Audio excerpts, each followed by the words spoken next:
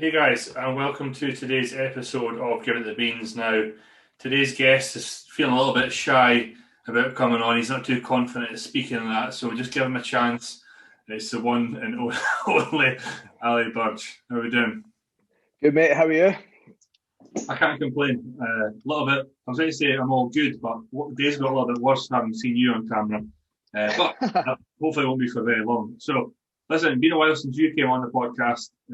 Why don't you tell everyone what's sort of been going on with you, update on your journey, etc., etc.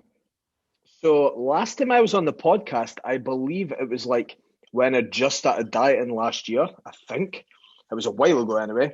Yeah.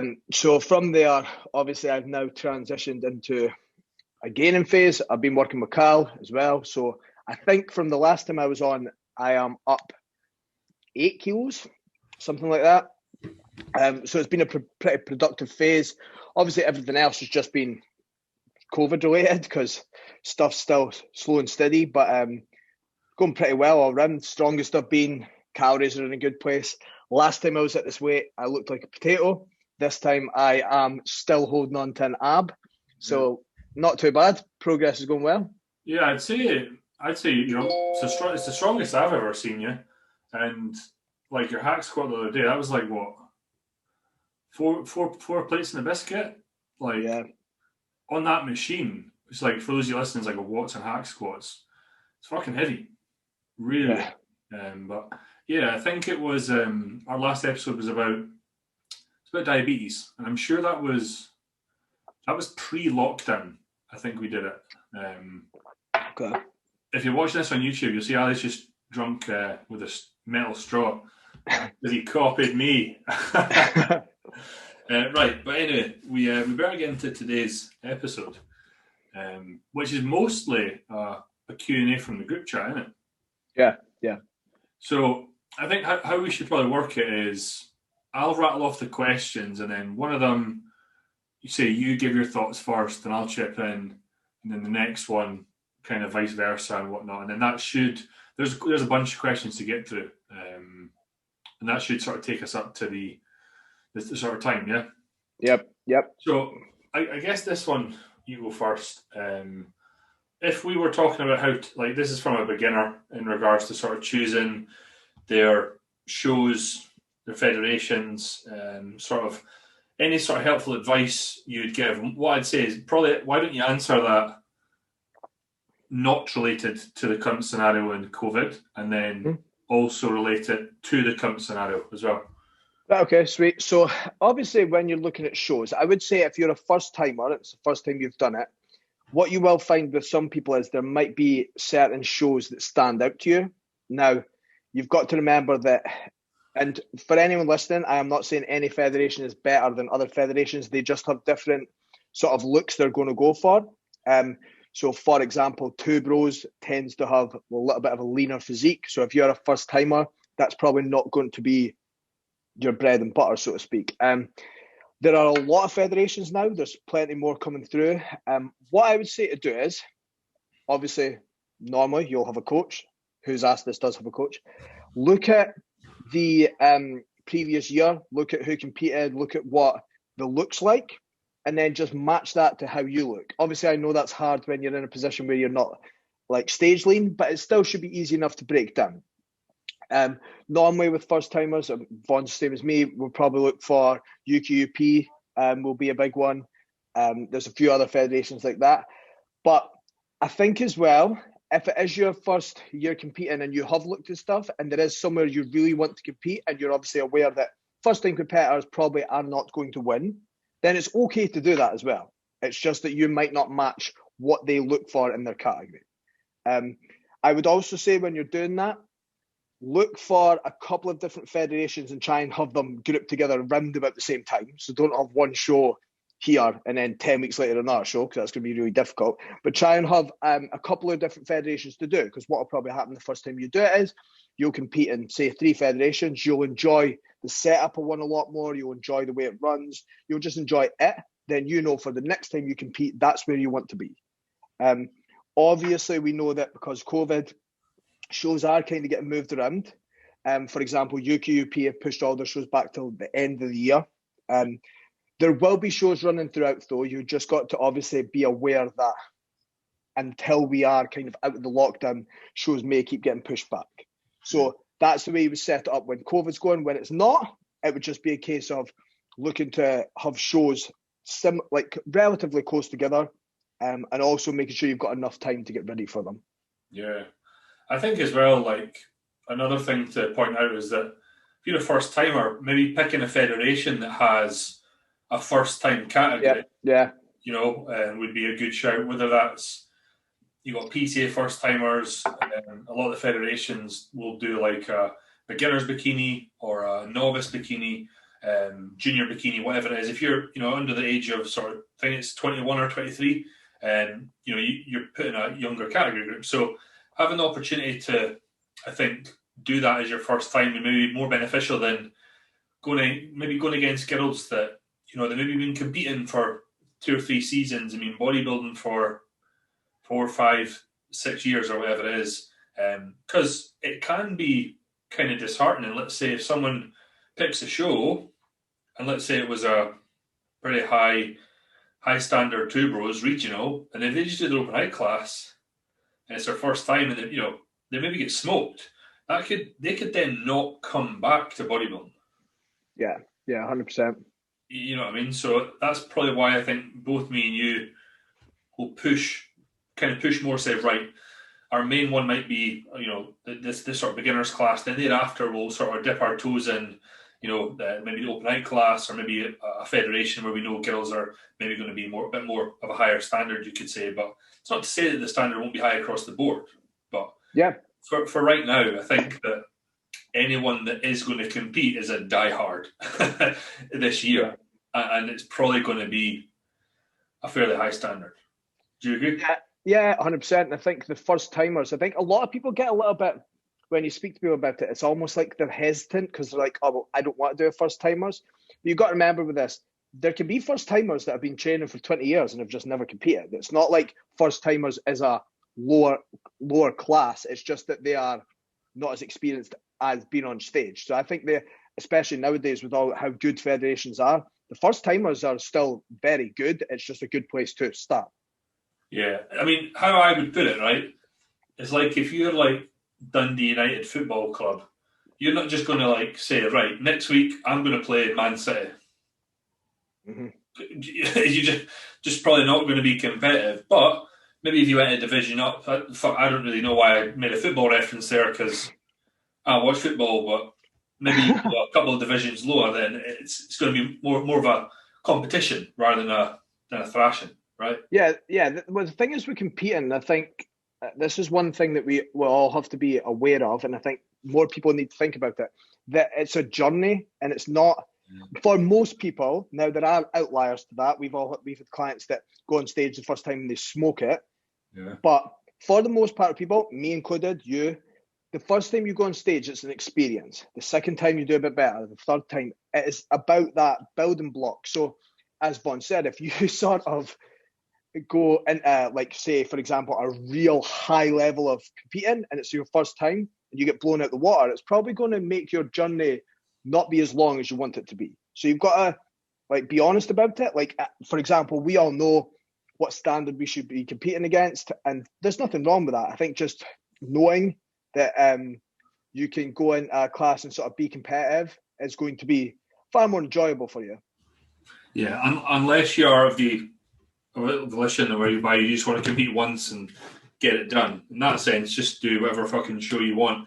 But how I tend to say is, I always say, right, if you're going to do, like, let's say, your main show, I would say do a couple before it. Just because that first time, let's face it, even you and me, the first time you step on stage, at the side of the stage, like, shiting yourself a wee bit.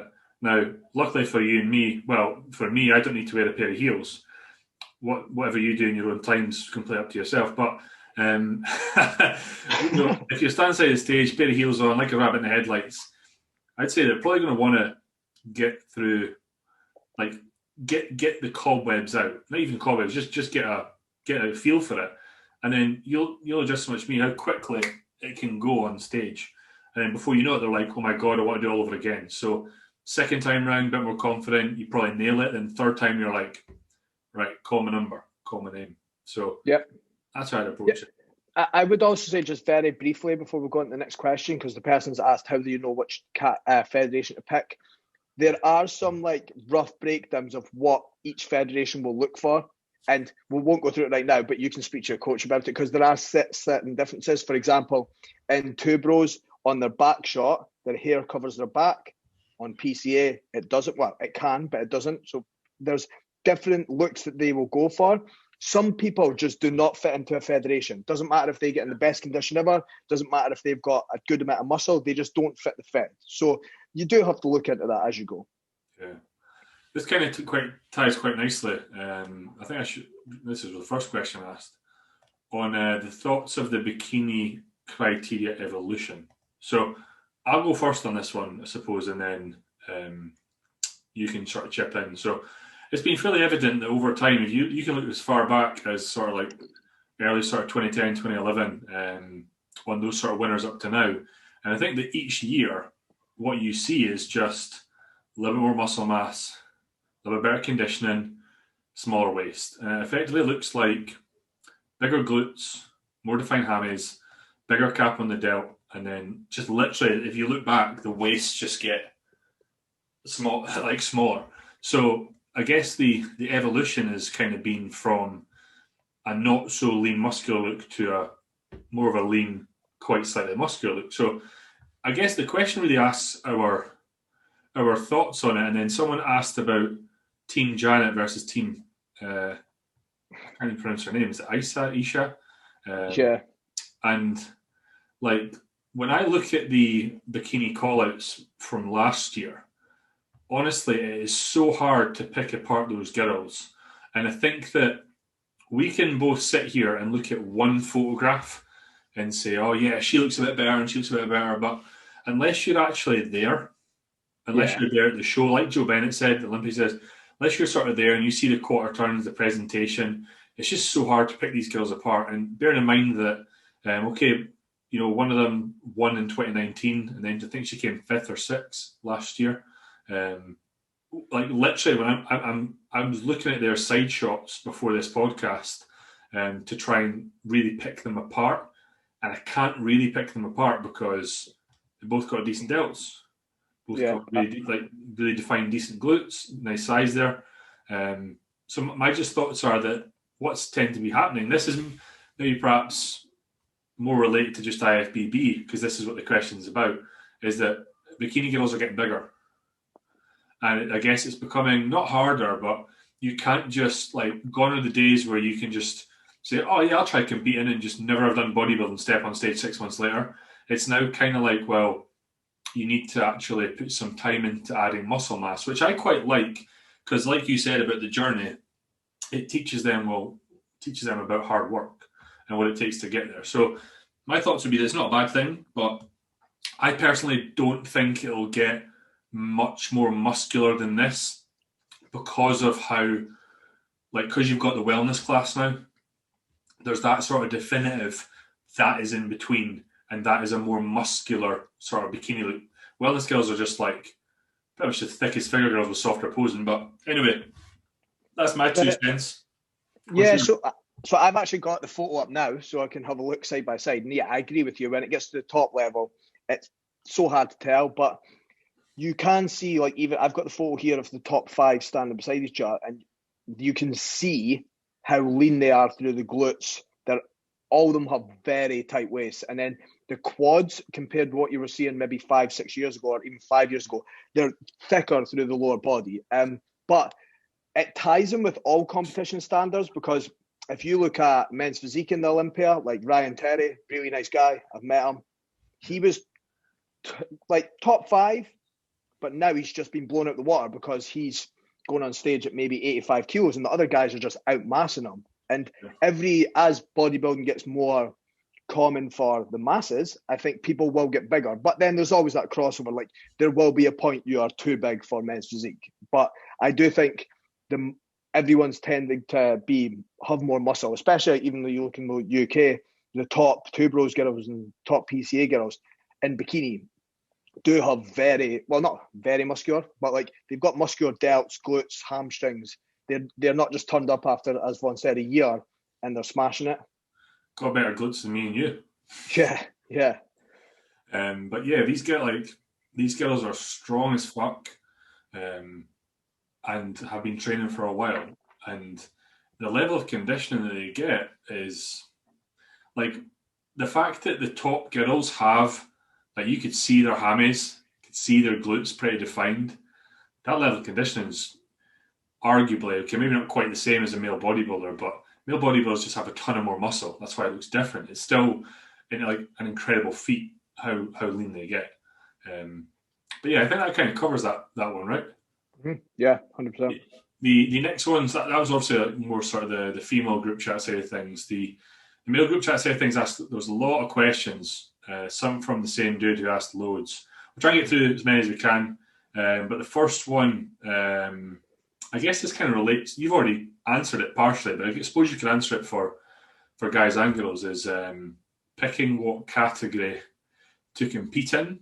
I guess you go first. I'll add to it. So, in all honesty, with this one, and I've had it a few times over the last year, mainly with females, actually, not with guys. I think sometimes people underestimate how much muscle they've got. So I've had a few girls who have been like, "Oh, but I don't want to compete in bikini. I could do bigger than that." And I'm looking, and I'm like, "Well, when we diet you down, you'll be in bikini." With guys, it's that simple thing of most people will start in men's physique because although the guys are a lot bigger now, it's the class that's the lowest. You're not going to have your legs out. You don't have to be doing routines as well, which makes it a little bit smoother to transition into. So that would be your first thought, but it depends on your shape. Are you assisted? Are you natural? Also, I suppose what you feel you enjoy more. Like I know a lot of guys who just really don't like that idea of physique, so then they'll probably have to take a longer off season to try and move into a class that's a bit bigger. There's nothing wrong with that. Yeah. But yeah, the main start point would be physique, and I think as well as the physique guys get bigger and you see the condition they're bringing and stuff like that. Yes, I know they've not got their legs out, but it's still a very competitive thing to compete in. Yeah, 100%.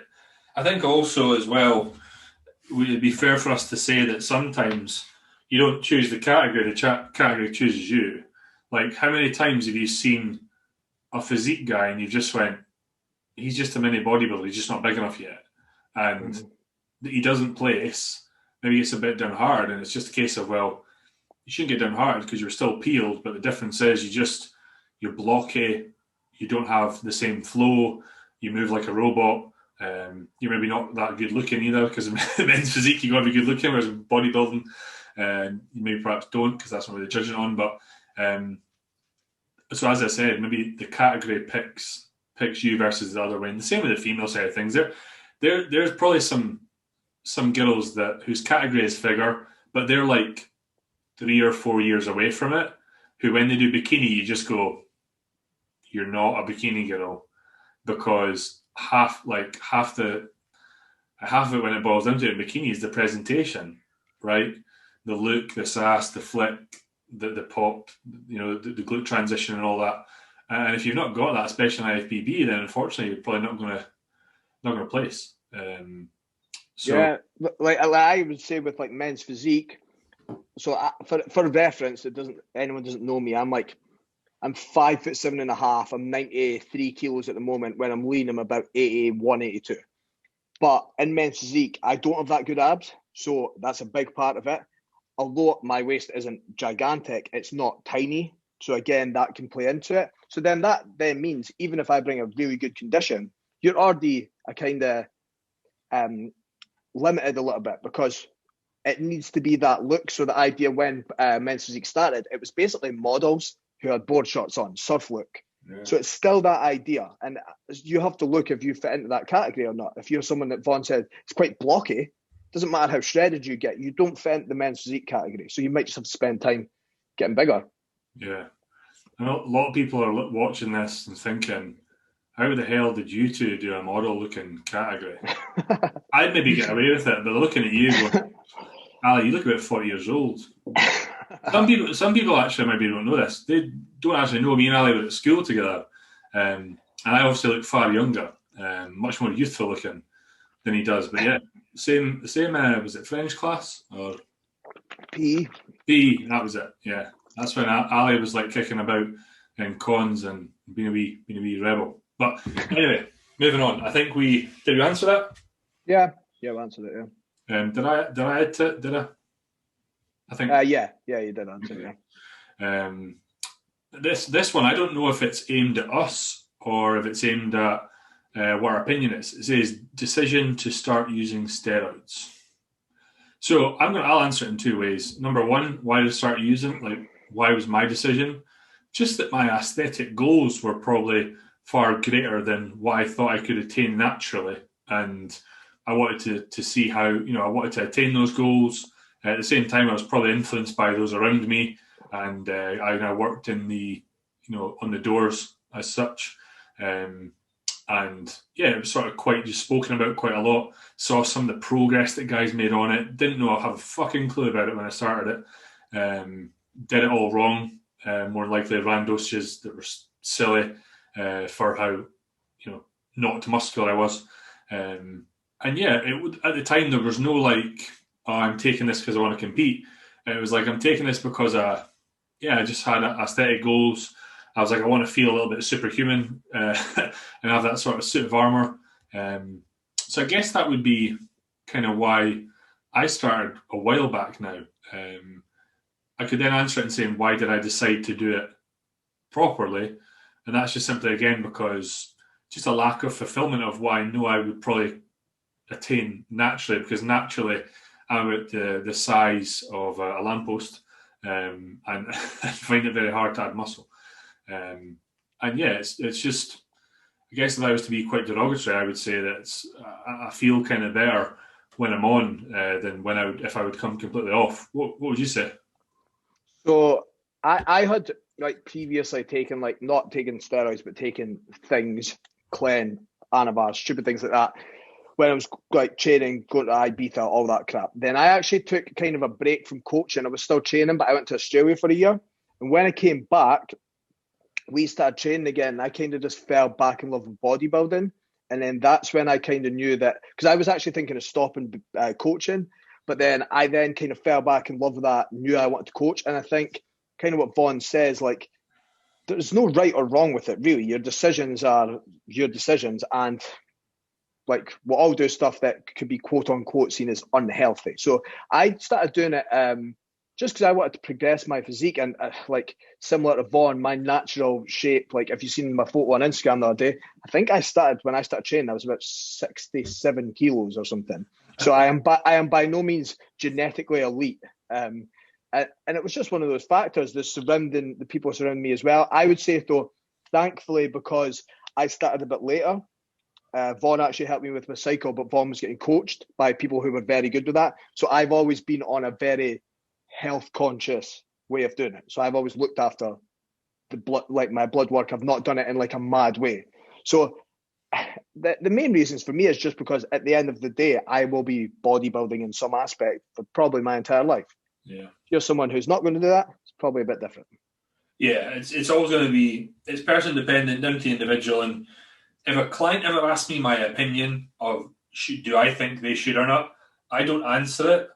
I always just say, that's your decision. If you'd like to, we can chat about it. If you want more knowledge on it, yeah, we can chat about it. But you shouldn't have someone make that decision for you, because let's face it, I probably jumped on too soon. But at the same time, would I go back and change when I went on? Absolutely fucking not. No, not a chance. The other fact that I would say as well, and one thing that me and Vaughn definitely weren't doing, because people ask this a lot, and I think if you are not nailing everything else you're doing, don't even think about it. So what I mean is, people ask a lot, like, oh, but if I do this, if I start taking this, I'll be that. And I'm like, but your training's not consistent, you're not progressively overloading, getting stronger, your nutrition's all over the shop, your recovery's not good. Mine was probably like that when I started. If you can nail all those factors first, because remember, they are far more important than any external thing you're taking, because they need to be done. So I would nail all that stuff first. If you can do that for a year, you're going to make progress anyway. Probably worth it. If you can't stick to a diet and you start taking gear, you're not going to get show ready anyway. Yeah. I think that one of the other reasons why I started, I was probably just impatient back in the day. I was like, oh, fuck, gear gets you huge, so I'm just going to take a bit of gear. When actually it's about everything else as well. I'd say we're just predispositioned as humans to want everything now. You know, we order something off Amazon instead of the next day, like that. So if there's like if you could say to someone, listen, by the way, if you were to go assisted, we could probably add 20 kilos onto your frame in a year. They're probably going to go, yeah, opposed to, yeah, we can maybe add on, you know, let's say 6, 7, 8. There's a big sort of difference between the two. But yeah, I think that probably answers that one enough, because we could literally talk all day about that. Yep. There was another 2 questions about how steroids actually work. That's episode 6. So I would just go back to that and then listen to the one after with Dr. Dean, episode 7. The ins and outs of GH, honestly, we're not going to get into that today because it's complicated, and I would rather that I got on someone like Dr. Dean, Joe Jeffries, to chat about it. But what I do is just direct you to one of the Muscle Mentors podcasts. Listen to Joe Jeffries. We'll get him on. We'll chat about it. But it's a really, really wicked compound. This will take 2 seconds. Is there such a thing as vitamin timing for optimum health benefits? I'll let you answer that, Ali. No. Yeah, pretty much. That's the conclusion there. I don't know where someone's got that from.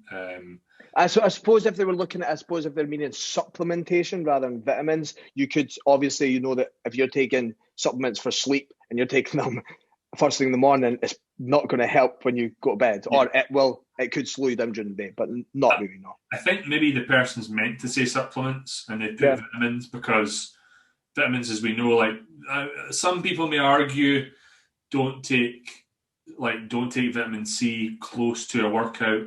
Had a client ask me that not too long ago because they'd heard it on a podcast, and I went on the podcast and then sort of heard the soundbite, looked at the research again. I was like, don't fucking worry about it.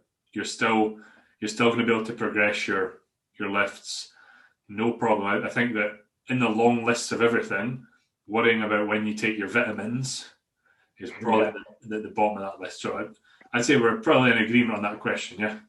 Yeah, 100%. Right, this one can be it's a little bit mouthy. I'm going to try and answer it, because I'll answer it in a logical way. You can answer it in the way that you told me you were going to answer it. Alterations on training based on gender differences, and then they kind of go into asking about muscle fiber types, how to program for different muscle fiber types, and then hormones. So number one, alterations on training based on gender. Well, as far as I can remember, not many females want a jacked chest. You know, so when unless maybe perhaps they're a figure girl, right? But for that part of their bikini girl, they're not going to train as much chest as me and Ali will, because let's face it, we want to get as jacked as we can. In general, women can recover quicker than us guys, primarily due to the anti-catabolic nature of estrogen. Estrogen is actually fairly anabolic, but what it's just going to do is not allow them to break down quite as much. So whereas us guys assisted guys who are on a lot of gear, we elicit a lot of breakdown, and it takes a bit more recovery. So me and Ali will program lower body for females maybe 3 times a week, whereas I know for sure if me and Ali tried to train legs 3 times a week, we'd be in hospital, just simply because we couldn't recover. I'm still pretty sore from Tuesday's session. This is now Thursday, and I know I'm still going to be a bit sore tomorrow. Whereas, I don't know, I'll ask you, how many times have you've maybe trained with a female, you've seen a female client smash their legs on a Monday, and then by the Wednesday, they're absolutely fine. Yeah. Absolutely fine, and ready to go again. So in regards to those sort of training differences, I think that females' volume is always going to be so much higher. They'll often be able to do 2 sets to hour 3, 3 sets to hour 2, or 2 sets to hour 1, or whatever it is. Anytime me and Ali have trained with Clara, she tends to kick her ass and does more sets whilst we're still lying on the floor. They'll be able to do more sets across the week. There's so much we could kind of get into. In regards to more in-depth about muscle fiber type. Now, unless you do, were to do a test to identify that, you're not going to know. The only way you're kind of going to know is if someone becomes, like they've worked with you a while and it's just hard for them to add tissue. I would then just say they're genetically predispositioned to find it difficult. You could maybe argue they'd be more towards type 2, type 1 instead of type 2B that we want that fast twitch. But I think that's way too in depth to be looking at in regards to programming. What do you think? So obviously you've covered it with you shouldn't be programming for males and females the same exact way, because we are not the same. You say it a lot. Females are not small male bodybuilders, but I think when you start to look too far down the rabbit hole, it can become diminishing for people's results. So what I mean by that is, if you've got someone who trains well, they're growing, they move well, and then you start to go into some real technical stuff and start trying to get this 1% of each movement, a lot of the time they will stop enjoying it as much, therefore they're not going to progress. So we know if people are lifting well, getting stronger, and they're in good positions, you're pretty much set. Unless you're really interested in it, but it's just not going to be that applicable. So I'm sure you're the same as me. I've got some people who compete who look amazing. They don't really care too much about all the nuances of training. They just want to literally go in, beat their logbook, and know how to improve their movements. Yeah. Nuances is I don't know if that's the right word there, but it's a big word for a Thursday afternoon. It's because Robin's wrote down all my notes for me learning. There's a lot of big words in it. Nice. Hats off to Robin. So yeah, I think that they also ask about hormone morphology and how that affects movement and performance of different genders. I think it kind of is a mouthy question, but it links very much into the next one. And I guess what we're going to probably try and do is summarize kind of these two questions in one. And I can go first, don't worry. Now, he says what they're asking is the effects of estrogen and testosterone with effect to upper and lower body training. Now, I would just label that as training as a whole, right? And I think that if you are looking at females, you cannot just look at estrogen and estrogen alone, because as we will be learning all about in a couple of weeks when I do that menstrual cycle and physique development PowerPoint, estrogen and progesterone have almost the opposite effects on physiology when it comes to sort of muscle growth, nutrient partitioning, etc., etc. So what I would say is that when it comes to females, you could 100% slightly adapt their training based on where they're at in their menstrual cycle. And that might be that when they're in the sort of follicular phase, that first part, which starts with menses, they're probably going to be able to handle higher loads, more sort of like high intensity aerobic work. There might be a big sort of internal drive to put more weight on the bar for progress. And then as they start to kind of go into that late luteal phase where progesterone takes over. Now, progesterone's catabolic in nature, right? So it has the complete opposite effect of estrogen. And that's where training potentially could switch to perhaps more of a focus of not maintenance, but not quite as high intensity as that first one. Personally, though, although I see the physiology and understand the difference in regards to, in their second part of their cycle, they are perhaps not as sensitive to insulin, they don't perhaps utilize carbs quite as well, yada yada. I wouldn't change training, because you'll be the same thing 99% of the time. We are working, towards perhaps a dieting, like when we're in a dieting phase and a goal, we cannot take our foot off the gas there. Then you could also argue when we're gaining, well, you have the food, and you've usually got the capabilities to continue progress. I don't know any female, okay, maybe this bar a few, that is messaging me saying, "Hey, Vaughn, I wasn't able to train today because my cycle," unless they were experiencing, cramps when they were a couple of days before their cycle or on their period or whatever. And so for the most part, I think that although we have sort of anecdotal evidence and science, we've also got what works in practice. So just as supposed to answer the question, performance may dip a little bit in the week before perhaps a female's cycle. They may be at their absolute strongest during ovulation because they get a small spike in testosterone, which is very, very, very small in comparison to the likes of me and you, Ali.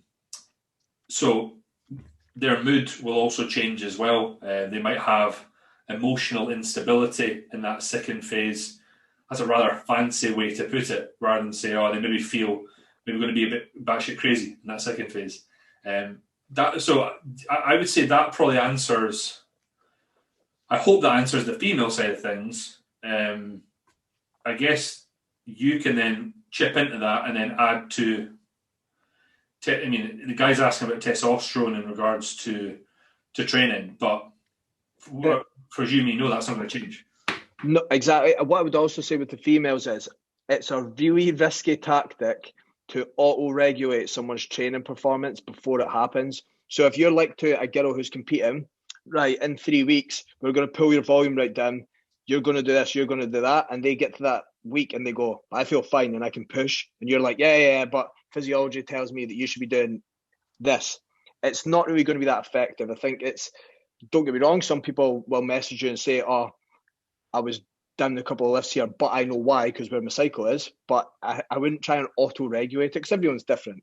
With guys, the training performance is not going to be affected. Yeah. It's just going to be consistent. Obviously, other factors will affect training, but it's just going to be consistent across the board. Obviously, you and me, we control our testosterone levels. Now, if you were a natural male, your levels should still technically be consistent unless you have some sort of hypothalamic gonadal problem. You should still be producing the same sort of testosterone on a consistent basis. However, we should probably say that it will be declining over the years. Yeah. Which ultimately would affect performance. Mm-hmm. So let's try and surmise it. Average male is going to be anywhere on a scale between 8 and 29. Maybe perhaps an average 20 to 24-year-old male might be, let's say, bang in the middle or slightly on the higher end of that scale. Now, unfortunately for me, I'm on the opposite side of youth. If I was natural, I'd be starting to decline. And so would you, because although I look a bit younger than you, you're actually same age. I'd be starting to decline, and my ability to, recover as well, as I do now, would be compromised. So then, that's where I suppose the guys comes of kind of going on, whether it's TRT or going on cycle. What's your thoughts on all that? Well, yeah, you will see that, but I think also what you've got to look at is that for the majority of people, apart from the elite, outliers at the top, you've got to take into consideration of all the other factors again. So if someone's in their 40s and they start training with you, yes, they may, their natural test may be dipping, but you've probably found that their consistency in training, their consistency in diet's not been good. So you will see results changing unless you are, as I said, someone who's been consistent for 20 years and you are top of your game.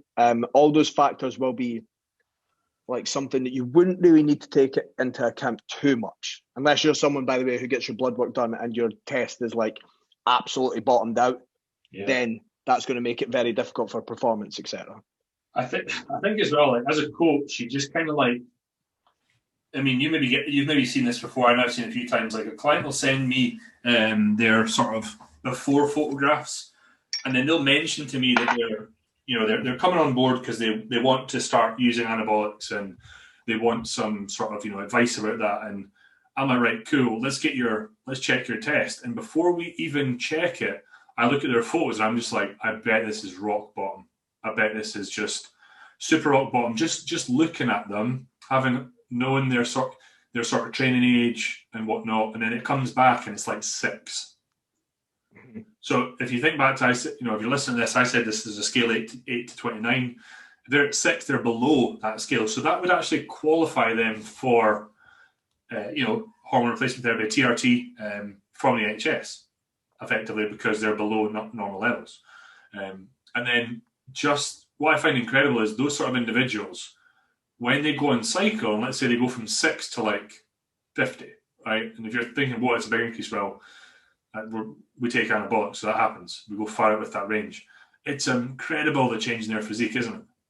Yeah, and not just physique, and their energy levels, sleep, everything like that, mood will all be improved. So yeah, that's not often spoken about, isn't it? It's often like kind of just guys were so focused on the strength and how we look, when just the benefit of how you feel, perhaps it improves your relationship with your partner, a bit more confident, increased libido, etc., etc. So those sort of things can be really pivotal in a relationship or whatnot. And I guess if a guy has been like, if I've seen someone's blood work and it's at 6, I'm like, fuck, where you were 5-6 years ago was still crap. So I'm like, you must have just been feeling, and then they'll come and say to you within a few weeks, so like, this is life changing, and you're just like, well, it's not. It's just science. Anyway, I feel that we're kind of going a bit off topic here, a bit of a tangent. Next question: training volume for different genders. We kind of covered that, but I mean, I guess you could kind of go into detail because they're asking about. I guess we could surmise that and say just lower body volume across the week, and would there be sort of a generic volume you'd prescribe, whether it was for hip flexion, knee flexion? I mean, I know that it's very individualized, but to answer that question, to give someone a ballpark of where it goes, you want to go ahead and answer that? Yeah. So what I would look at, like say it was a new client starting that had a decent ability to train, what I would look at from the get-go would be what their training was previously, how they were recovering, and then I would look at their physique. So if you look at someone and, for example, say, was that for females? Sorry, the question. It just says for different genders. So yeah, you can answer both. Yeah. Right. So say, for example, I have a guy come on. He's got pretty stacked quads, but his posterior area isn't as good. Well, we're going to probably bias more hinge movements, or not just hinge movements, because obviously we know we have to do isolation stuff as well, but probably going to bias that more. And the same with females. It would be exactly looking at, we are always trying to improve the physique all round. So you don't just keep hitting the areas that are good super hard, or you don't hit them more and more. You want to bring up the weaker areas. With the sort of volume and things like that, that can be very tricky. And the reason I say that is Vaughn spoke about it earlier, but like, I train legs once a week. I have trained them previously twice, but when I train legs once a week, it fries my central nervous system. Well, just twice a week. Twice. I do a hip thrust and a hinge movement on my posterior day. But you have to look into how much people can actually recover from. So that would be very based on that. So a lot of guys can do 2 sessions a week. They might find that you're doing more of a quad-based movements at the start, and then the later in the week's more hinge-based. But you have to really, really get feedback from people, because if they aren't recovering from it, they're not going to grow. If they're not recovering from it in a dieting phase, it's going to be even worse, because you're going to be absolutely smashed. So, for example, I do 1 hinge-based movement a week, any more, and I can't recover from it. Has my back grown a lot? Yes, because you can have a look at the post I'm putting up this Sunday, which will be far back when you see this. But the main factors are looking at the person, looking at how much they're growing as well. So if you look at someone's in a gaining phase, you've biased their quads and they're not getting bigger, you know that you either need to improve execution or increase volume. Don't increase volume first, by the way, because if they're moving not very well, more volume's not going to make that muscle grow. So I think that the big factor when you assess that at the start would just be, what's someone doing previously? Is it working? What is their volume? Don't go from 0 to 100 because it's not going to be effective. They might the first 2 weeks go, oh, this is brilliant, but they're not going to say that in 8 weeks when nothing's progressing.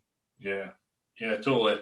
I think all solid points. Nothing I would really add to it apart from if, like, I think it was last year I posted a video on this was for females in regards to posterior training, specifically glutes and hamstrings, and their delt training, medial delt training. And I said what I'd found. Now, what you want to do is, if you're listening to this, bear in mind that me and Ali will work with a lot of bikini girls, or girls that perhaps just want to look like bikini girls but not actually compete, who train legs 3 times a week. And I had sort of said that females could vary between, say, 18, 20 to up to 26 sets for glutes and hamstrings across 3 sessions. Mm-hmm. Now, if I did that, there's no way I would recover, or you. But what we've just seen in practice is that it's not necessarily a one size fits all, because that between 18 and 26 is a big variation. But what I've tend to find is start low, like you said, and then just every now and then, if we're trying to push a little bit more and we're trying to get more of a response, we could have maybe like a slight adapt to, we could increase the sets by 2 across the week. And I did that with, remember with Clara. She originally was only on 2 full leg days and then 1 lower body movement on a 3rd day. And then that got up to, now this is over the course of like a year and a half, it got up to 2 movements, then 3, then 4, and then all of a sudden, because all those 4 movements were 2 sets, and all of a sudden the first exercise went to 3 sets. Then the second exercise went to 3 sets. But that process was literally over like a year and a half. And it was just me seeing, like, right, Clara, let's see where your recoverable volume is. Like, I'm like, how do you get much DOMs as a flexion extension? Like, no, I feel fine. I'm like, right, cool. 2 more sets here. Gave it 12 weeks. Right, cool. Let's look at the visuals. Let's see that sort of glute shot. Has it improved? Yeah, it has. Right, cool. Okay, but in my head I'm thinking, right, the severity of the goal, we need more tissue. Can we get a little bit more? Not more isn't always better. I'm sure there's an article on the website about that. But in this instance, when our calories were so high, it kind of was, and we saw the response. So I thought just giving a number would be quite good for that, because it's quite generic. But then that's not to say that a female couldn't grow off much less if they're not a bodybuilder, they're not a bikini girl. For bikini girls, their delt volume, or middle portion, lateral delt, whatever you want to call it, I will program between 10 to 14 and 16 sets across the week. You'll probably be similar as well. So I just thought, let's add in something that can give someone a baseline of what to start with, and then a thought process about where they can go from it. Sometimes you need to reduce volume if someone's not recovering, I suppose. But anyway, that... I was just going to say also, you will find outliers to that. Like, for example, I do 5 sets of quads per week when gyms are open. Like, most people can't do 5 sets of quads, but you've got to look at the fact that over the years I've done a lot more volume to get to where I am now. So don't try and do the same like idea for everyone. Yeah. People used to find it crazy when I would say that this was prep last year. I would do across the week 3 sets of hack, 2 sets of Smith squats, 2 sets of quads. And that was my quad volume for 2 or 3 years. And now it's 6 sets, maybe a bit more sometimes. By that, I mean maybe like 7 or 8, just because we're doing the same sort of day. But in general, it's amazing how much one body part needs fuck all. And then I look at my arms and I'm like, I'm fucking doing 20 odd sets a day, and they're still they're still not growing. But then again, I think that comes down to the fact that for you and me, we just saw a lot of value and fucking loved training legs. And it was mostly like we loved the hack squat, we loved just like stuff that involved the quads, didn't we? Yeah. And we hated arm stuff. So how we trained was similar, and we did it for years, and it's why we both got decent quads and shit arms. Yeah, and you'll see a lot of guys who have the opposite. So Yeah, which I would say that I would much prefer it this way than the other way. yeah, Right, cool. We're getting on now, but last question I think before we'll wrap it up. Again, this is one that's super technical, probably not needed, but we'll go through it. It's asking about understanding movements that are associated to someone size of someone's rib cage during the breathing cycle, how that structure could perhaps affect a movement pattern, such as like a bench press or whatnot. When's the best place to breathe? So, I mean, I don't know if did you go first or I go first last time? Yeah. Yeah, What do you mean? on you go first, then I'll jump in after. I would say with this again, it's one of those where, don't get me wrong, there is nothing wrong with the question. It's technical, it's good. For most people, you're not going to have to worry about it because speaking about rib cages, things like that, like certain movements, your rib cage should be in a position. But for most people, that's going to make it very complicated for them to actually hold a position. Because if you're getting someone to do it, for example, a lat pull down, and you're speaking about their rib cage, they're then focused on the rib cage. They're not focused on their lats. So I think don't look at that too much in depth. Obviously, we know that it will fall into stuff for anyone who, obviously, if you just think about your rib cage as around where your core would be, basically. So that's why positioning of it could affect the movement. Yeah, the only thing I would say that maybe it would affect would be, let's say you're training. Here's a good example that you're training together. If you and me were doing a Smith incline press, right?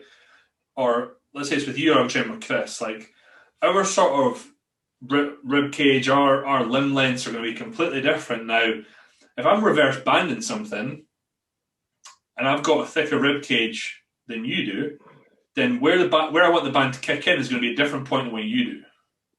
So the one I tried to think of a situation in my head where this was applicable. So I guess the one situation, if there was differentiating rib cage size between us, we would need to change the band position of when it kicked in. Only if our arm size was identical. Because let's face it, with longer levers, that's going to change like the force angle, the moment arm, and whatnot, and what we're doing. So, to put it in simple terms, I think that the best thing to do, especially if you're training alone or you're training with someone, don't fucking worry about it. In regards to breathing, number one, just breathe and fucking get on with it. Don't hold, you know what I mean? Don't hold your breath for the whole set. But where you breathe in the set, I think it's good to standardize it. I feel there's no right or wrong. There's effective or ineffective. So for me, you can give a different example of this, Ali. But for me, like on a hack squat, before I go down, I'll take a big old breath in and I hold. And it's more like a sort of like trying to increase pressure internally and abdominals, whatnot.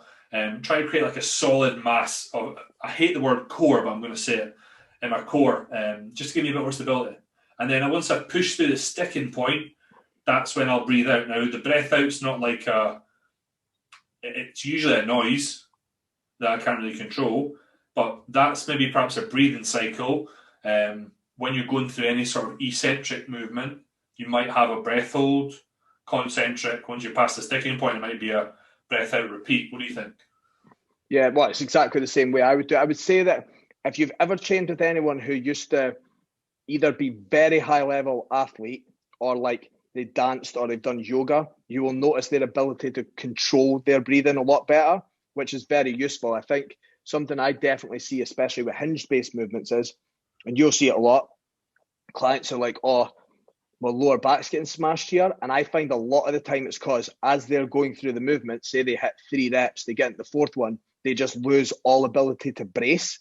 Yeah. So bracing through, I think, obviously we don't go into breathing too often when we're speaking about it, but if you watch me and Vaughn train, it's just naturally there.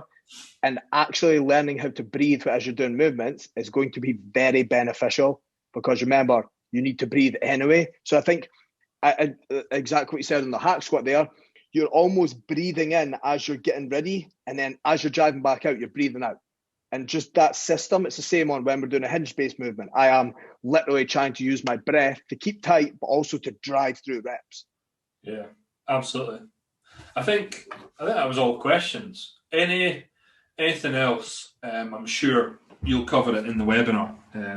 If anyone's wondering what we mean by that, if you are part of Beat Up Physique, you get access to a private webinar from one of the coaches every single week, where you can ask us anything. So perhaps something that you don't want answered on a podcast, although we will both answer any question a client asks us via voice note or WhatsApp. But good addition, and it's been a pretty epic addition this lockdown in regards to support. I guess a sort of final thing to end on, we could call it Ali's final thoughts, would just be, people have heard advice from me about lockdown. People have heard advice from Clara, but you say things in different words.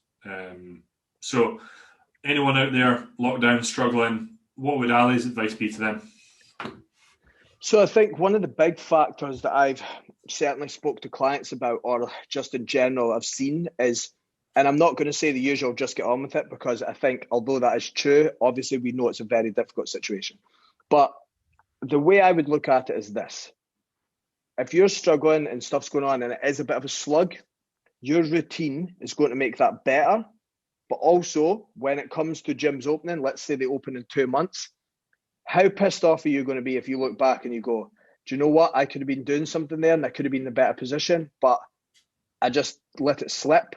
Because if your end goal is to have a physique you're proud of, I say this all the time, like, you don't really get to just pick and choose when you do it. So lockdown is not fun. If you're training at home, you've got limited equipment. Look, it's not the same as going to the gym and chucking loads of weight about, but it can still be effective towards your goals. So you need to really weigh up, is me just sticking to the plan here and just doing what I need to do? Yes, I might not be enjoying it as much as I would when I go in the gym, but I'm going to be moving forward. You don't want to be, whenever you're trying to achieve goals, whether that's in business, body, mind, whatever, you want to be making sure you're taking steps forward every day. So with that, you've got your plan there. And if you don't, get your plan and just literally make sure that your non-negotiables are doing what you need to do. I'm not saying you'll enjoy it every time if you've got limited equipment. Some workouts will not be fun, but it'll be way more fun than not doing anything than when the gym's open and you're really pissed off that you've let progress slip and you're not in the position you want to be. So that would be my advice. Just not get on with it, but just focus on what your goals are and what you need to do to achieve them. Yeah, no, I totally agree. There was one other question I totally forgot to say. It was regarding Clen. I actually did a podcast on that 2 or 3 episodes ago. However, someone asked how to deal with the side effects that they were experiencing, which was waking up in the night a bit more frequently and cramps. I'm just going to answer it real quick. I did a podcast with Dr. Dean last year. He spoke about this, and it's where the answer comes from. Is Clen, as you'll know from listening to that podcast, is going to increase sympathetic drive, increase adrenaline production. It's why you're struggling to sleep. So you need something that is going to slow the release of adrenaline. For that, I would just go high dose magnesium pre-bed. So what you see in supplements such as Sleep Aid, one has 500 milligrams, I would go in excess of 1,000 to 1,500. For anyone that struggles with trensomnia, I would go to 2,000, 2,500. So that should sort that out in regards to sleep. The cramps, I would say you got to look at your potassium and probably salt intake as well. And you're probably going to need to bump that up to try and offset the cramps. Would you agree? Yeah. So I done that post-dieting. I just basically had to get my potassium and sodium in a good level, and then it worked from there. I would also say for anyone who likes to go to Ibiza and party too much, Vaughn's just said something about magnesium and cramping. I'll let you work out why, but it's very useful so you don't wake up with a sore jaw. I've just stole that from TM Psychos, by the way. And that's a good place to wrap it up.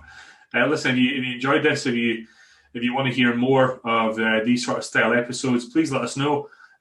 Please also let us know what questions you want. What we'll probably do is put more sort of drop boxes on Instagram and just ask that, because these were all sort of from clients today. But there was a few on that we just couldn't get to on Insta. So yeah, let us know what you think. And yeah, anything else to add, Ali? No, exactly that. If anyone's got any questions, just DM me on Instagram. I'll always get back to you. The more people ask, the better, because it means we'll be covering content that other people are probably thinking about as well. So yeah, wicked. As always, wherever you are, whatever you do, give it the beans.